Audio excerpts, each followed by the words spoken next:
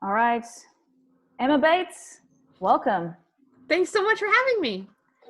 It's really great to have you here. I don't even know the name of your business. What is it? The business is called Amplified Now. Yes, perfect. So this is the Amplify Content Podcast. You are in the right place for sure. Why don't you get started, give us kind of a rundown of what you're doing in the world and where you are and things like that. Sure. So I'm in New Hampshire in the US, and I have a business partner who's out near Phoenix, Arizona. So we're covering the whole country here.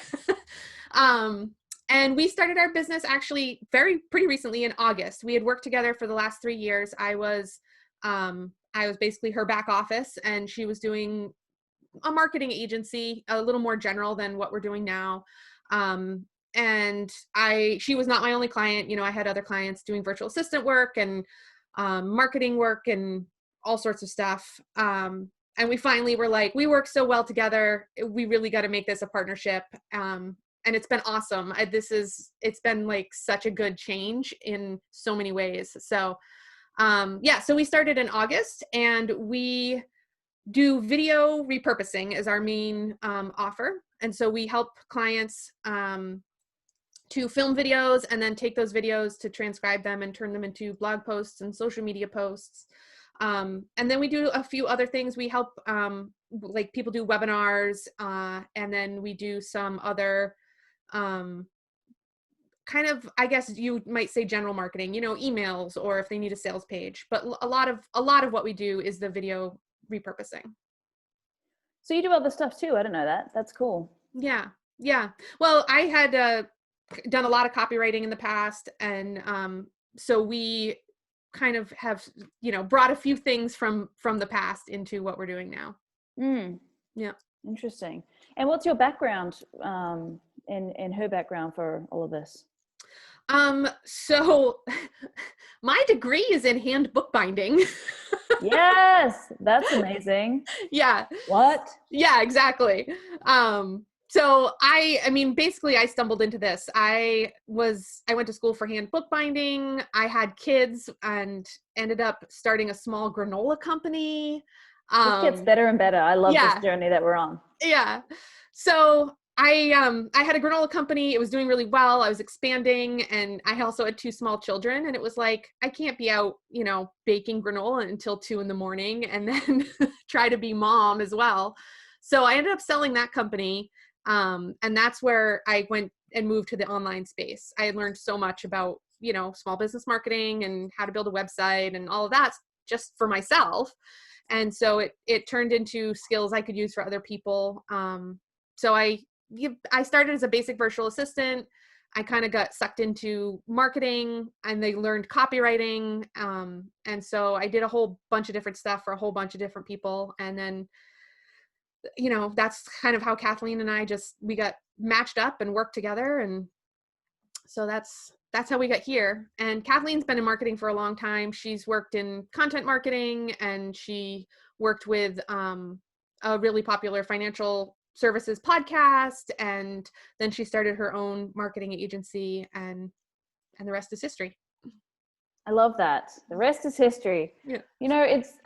It's funny that we are really similar in what we do, right? We both offer video repurposing. We both kind of do it's not the same offer, but it's pretty similar. Mm-hmm. And I think a lot of people would be confused. Why are we on the same? Why would I invite my pretty much direct competition to be on my podcast? But I just feel like there's so much value to be had. And I really want people to learn as much as possible about content repurposing, and who better to ask than other people in the industry. And I also think there's room for everybody. And oh my gosh. Yeah. I hate the word competition, because right. I just feel like everybody brings such a different perspective to it. Mm-hmm. And yeah, I mean, there's no reason for us to be competing, because I think it's so much better to be, helping each other out. Yeah, 100%. Absolutely. And there's so many, I think we often underestimate now I can't remember which type of estimation it is, but like the number of people in the world, underestimate the number of people that there are. There's just such a massive market. I remember when I was really starting out in business, and I thought oh man, I've exhausted my audience. I I've talked to everybody. And it's like, that's ridiculous. That's ridiculous. Like that, There's even 7 now, I'm billion like, people in the world. that's insane. Yeah, we have literally our brains can't comprehend the number of human beings in the world and the number of people even in our own audiences. I mean, we're not that niche, right? Yeah. There's certainly, I mean, depending on the nicheness, bookbinding's pretty niche, but still, like there's still a ton of presumably opportunity in that area, right? Yep. So we just, we don't know how many people there are, and there are tons of people. There's enough people for all of us who are doing content repurposing to make millions of dollars. You know what I mean? And help other people in the process to make millions of dollars. So I just think it's cool. I wanted to have you on. You're doing some fun stuff. Tell me a bit more about why content repurposing is the thing that you do. So we actually started doing it for Kathleen's agency. That's kind of, we first jumped in. She was like, I really should have like a YouTube channel and stuff. So let's figure out how we can make that happen.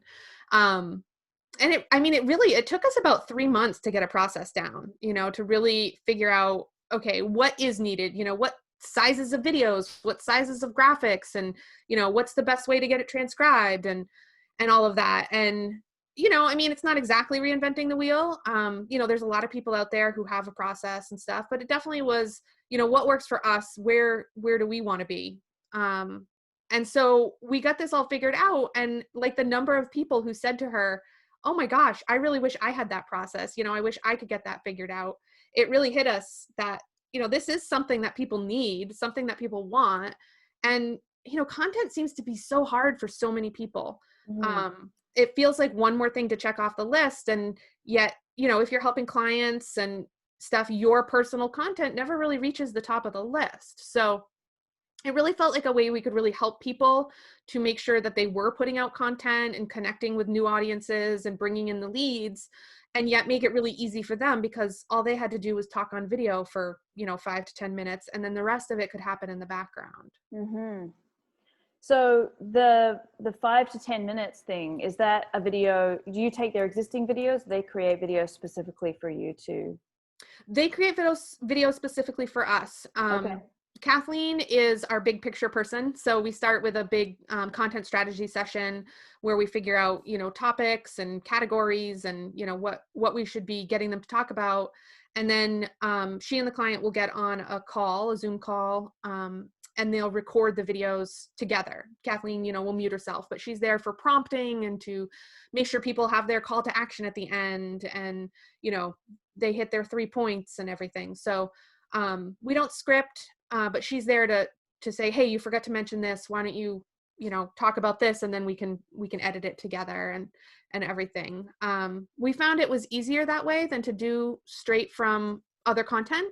I think you probably, with more editing, you could make some great stuff out of other content, but it often felt like, there was a lot of other topics included, and trying to kind of get things down to have, one topic and 1 point per video was a lot harder that way.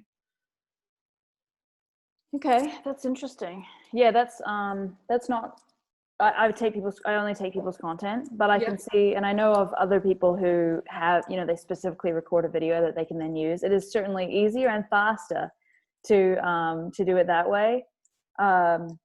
So I want to ask you a question that, actually, let me ask you first, what do you think is the client's biggest struggle with creating? You said it's tough for people to create it. Why do you think it's so tough? I think a lot of the people that we work with,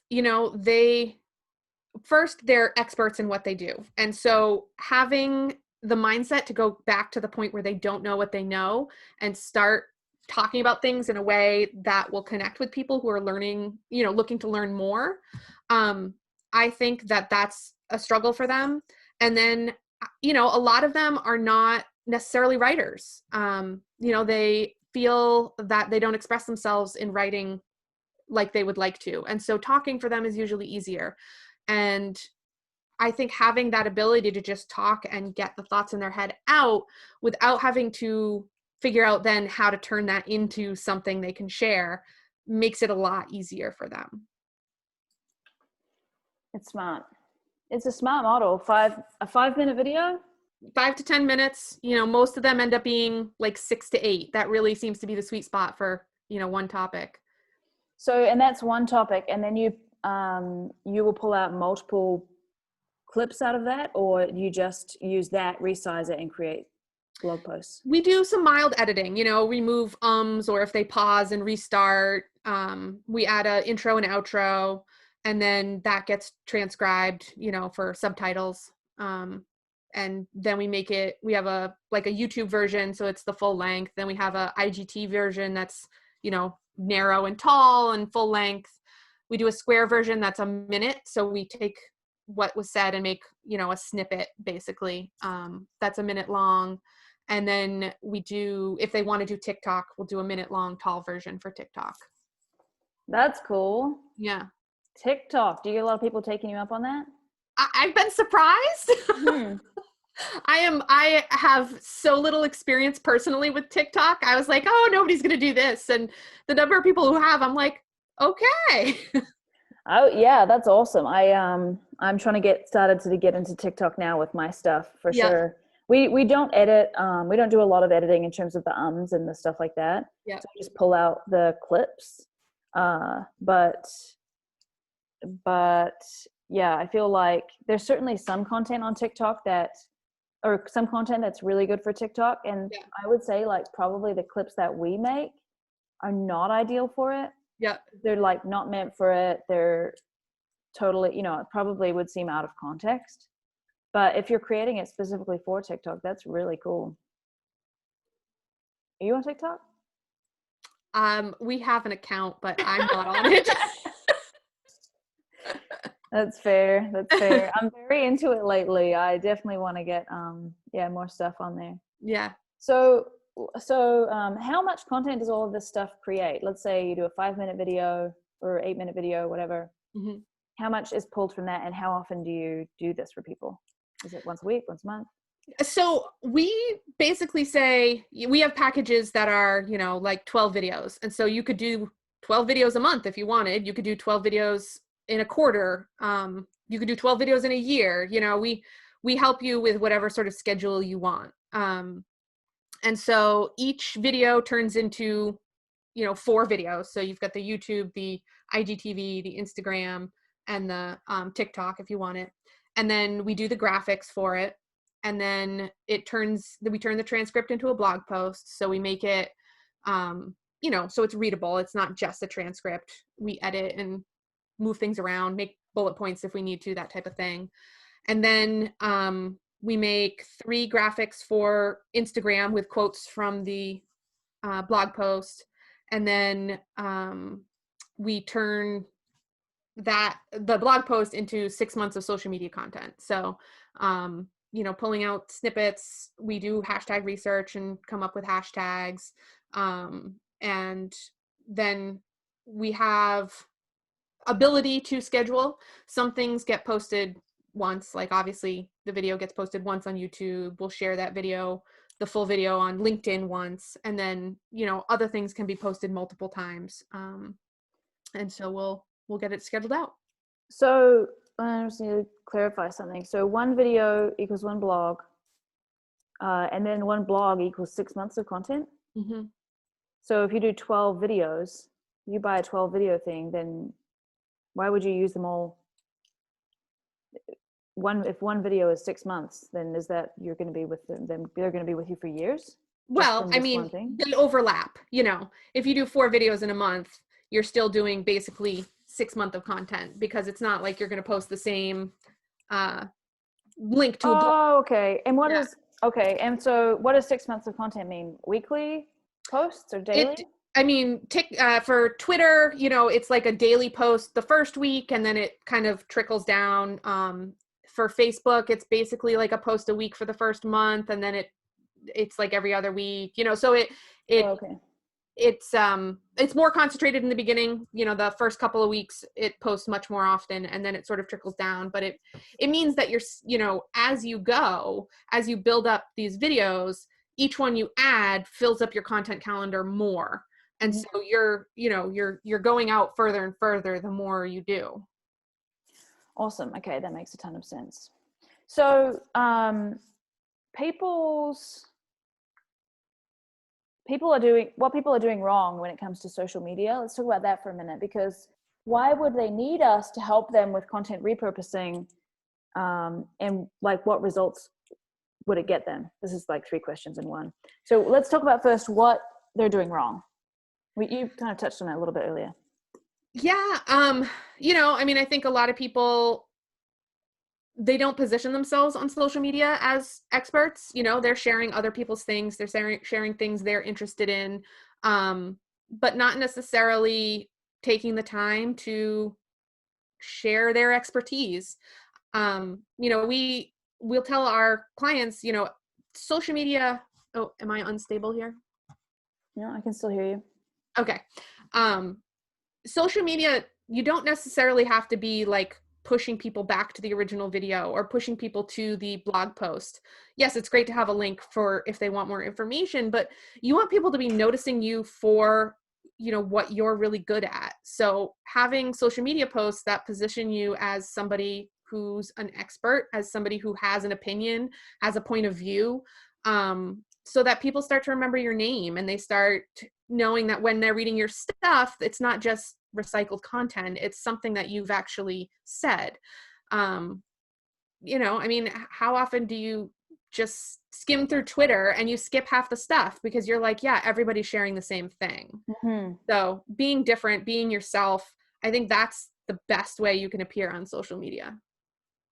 And how often do you think people should post on there if they have I mean, I always recommend having one main platform and then, maybe a secondary and post whatever to other ones.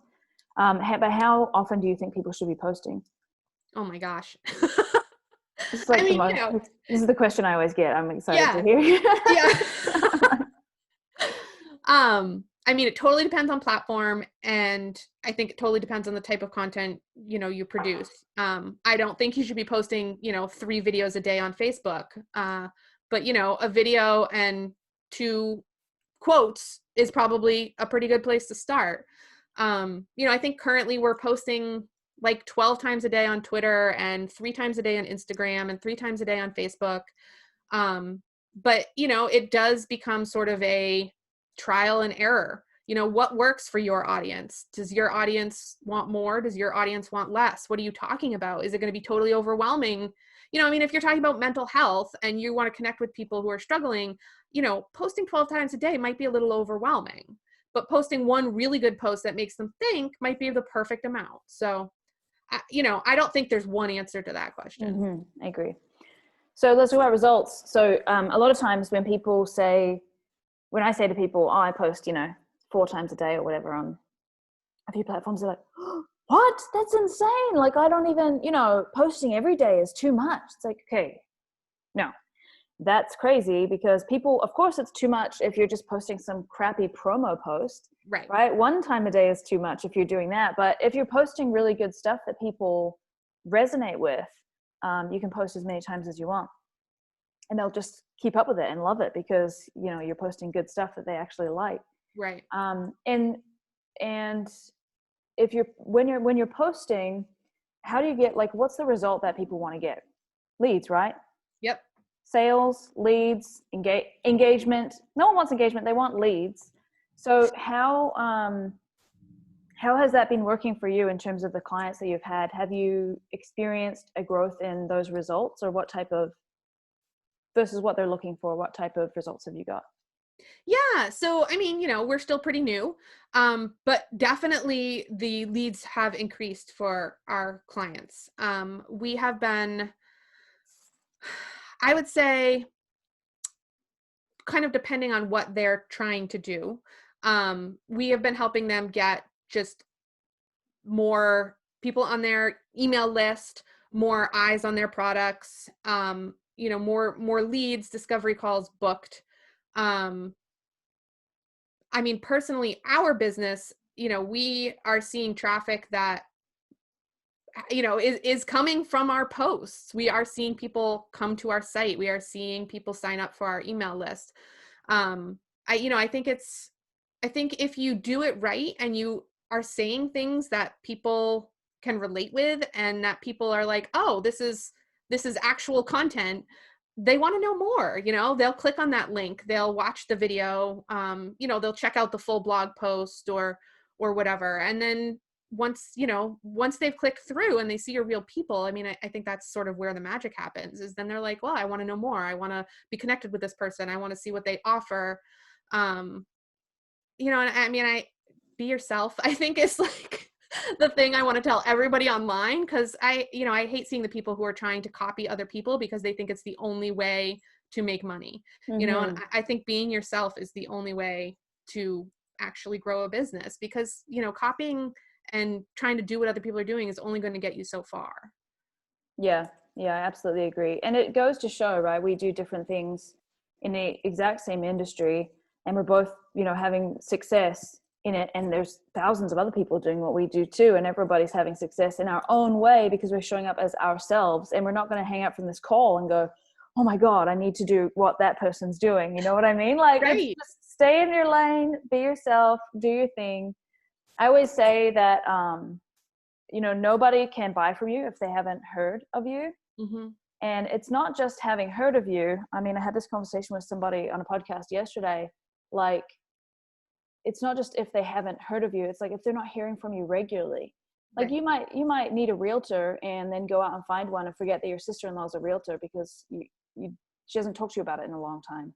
You know what I mean? So whenever you are creating content, and whenever you're creating content, you want to make sure that you use that, squeeze all the juice out of it as much as possible, because it's not just if they know you exist, it's like they have to regularly have you top of mind. And that's why this repurposing is good, because it keeps your face, they can see your face and hear your voice. Yeah, absolutely. Hopefully every day, right? Yep, absolutely. I really like that. You got to squeeze all the juice out of your content.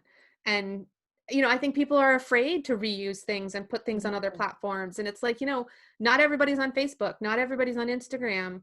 You have to take the opportunity to use these things you've said that are, true and amazing, and you have to put them out there on multiple platforms if you want people to pay attention. And reuse them on the same platforms too, right? Like, I think a lot of times people, I posted it. If you record a podcast, you've been featured on somebody's podcast, and then you go, okay, Facebook, I was on this podcast and 17 people like it. And then it's kind of like gone. Right. It's gone. Right? Yes. And what's that? 17 people in the world saw that, and that's it. Are you going to now never post it again because, you're scared that one of them is going to have already seen it? Yeah. Like, we've all seen things 100 times on Facebook, and our brains don't even register that we saw them. So that's why, I mean, I think nowadays the number of times you have to see something before you buy it is like, who knows? But before you even register that you might be interested in it, there's got to be at least 20 times now. Yeah. So I think one of the biggest benefits to repurposing content is that, like, ability to show up in people's brains, like subliminal messaging, so that you're always there, the front of their mind. As soon as anyone thinks about content repurposing, they think, I hope they think of me, my clients, people who know me. I hope they're like, oh yeah, Beck does this. Get tagged all the time. I'm sure you get tagged on Facebook when people are looking for people to do content repurposing, or any of your other services that you guys do. Yep. You want them to tag you. And guess what? If you haven't spoken to them in 6 months, or they haven't seen any of your content, they won't be tagging you, right? Well, and I mean, I think that's one of the points we have to make constantly to our clients, is they're like, well, I already talked about that. Well, yeah, but that was 3 months ago. You haven't talked about it since. And, nobody's thinking about it now. You have to talk about the same things over and over again. And you take a different point of view, a different way to talk about it. But if you're not talking about it, people don't know that that's what you know about. Yeah, 100%. Yeah. People are funny with that. I have this framework. It's called the 10 buckets. I mean, it's a pretty basic, common framework where you basically write down everything that you talk about, all the rants that you have, all the stuff that you're always saying, and you put it all down. And then you divide it up into whatever the buckets are of the things that you talk about. Because we're always talking about the same 10, 15 things. They fall into those same buckets, right? Yeah. Like, you're not saying anything. I'm never talking about nuclear something, or like, so something in Syria, or I'm never talking about any stuff like that online, right? I'm only talking about content repurposing, creating content, marketing, like my cats, like whatever. There's certain things, personal stuff or what, and they all get divided into categories. But it's so interesting how people think that I've already said that. Yes. Yeah. Say it again. They keep saying it.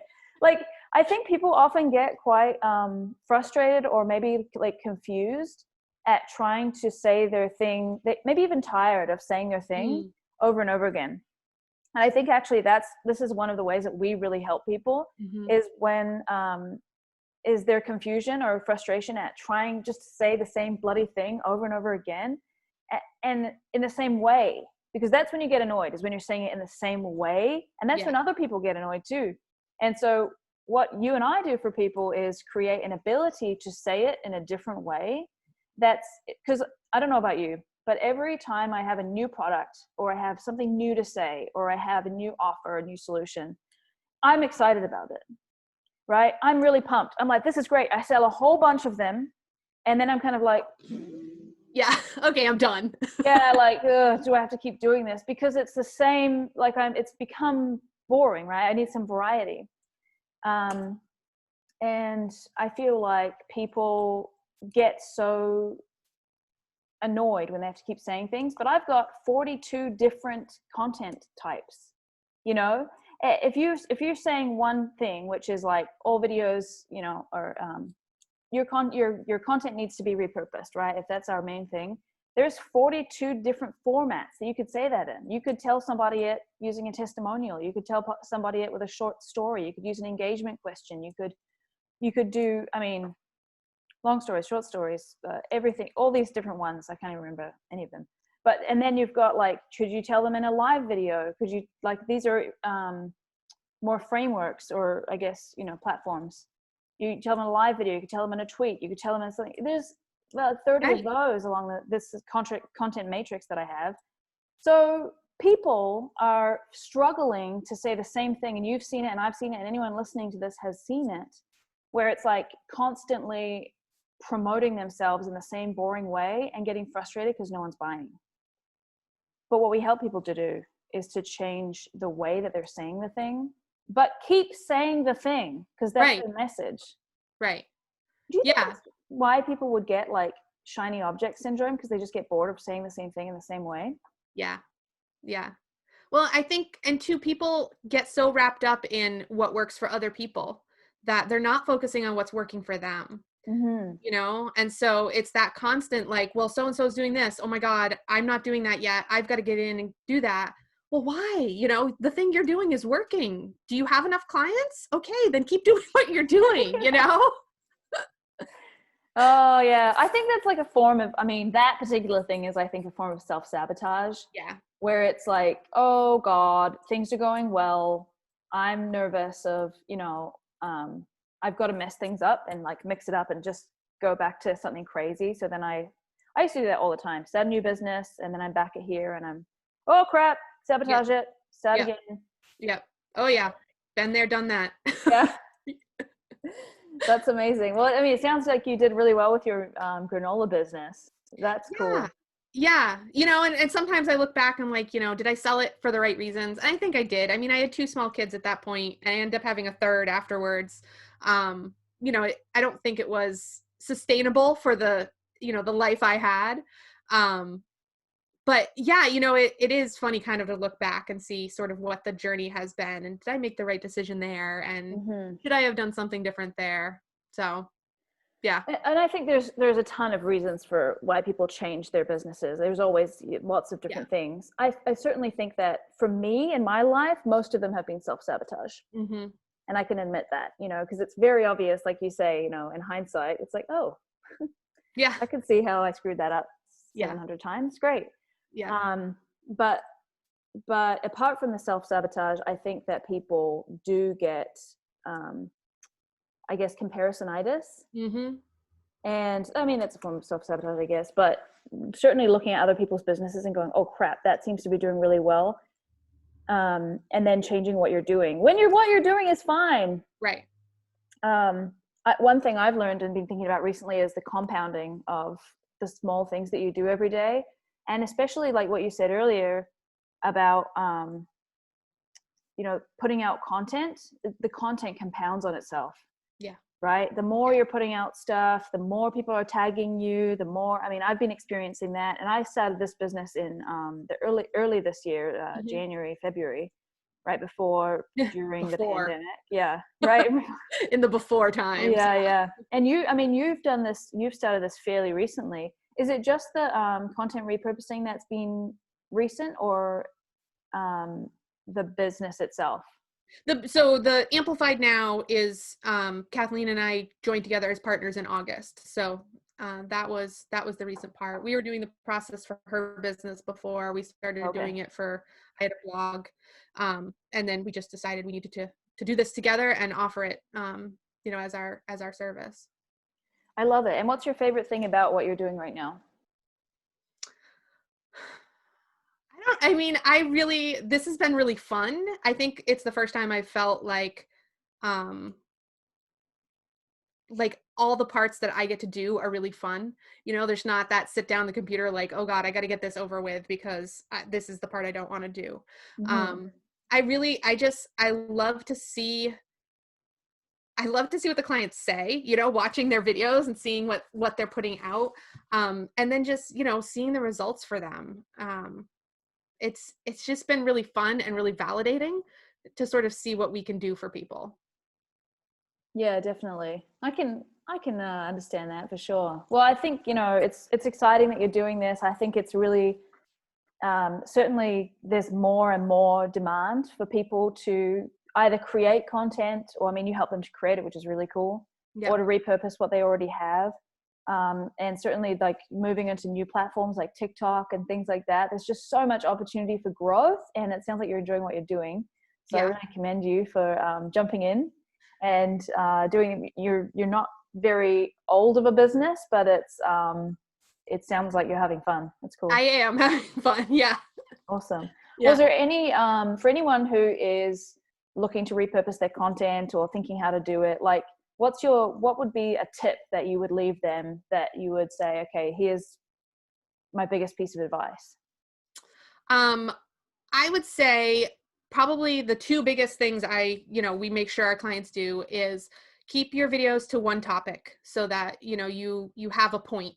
You can have, 3 sub points and stuff, but make sure that your video has one point, and then make sure you have a really clear call to action, whether it's, to download your freebie or join you on a social media platform, or, whatever it is that will help them get more information, but just have one really clear call to action at the end.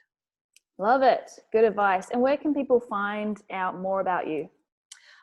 We are amplifiednow.com, and we have a Facebook group called Get Amplified Now. Love it. Cool. I'm going to join it. All right. Cool. It's great having you on the show. Thanks so much for having me. This has been a really great conversation.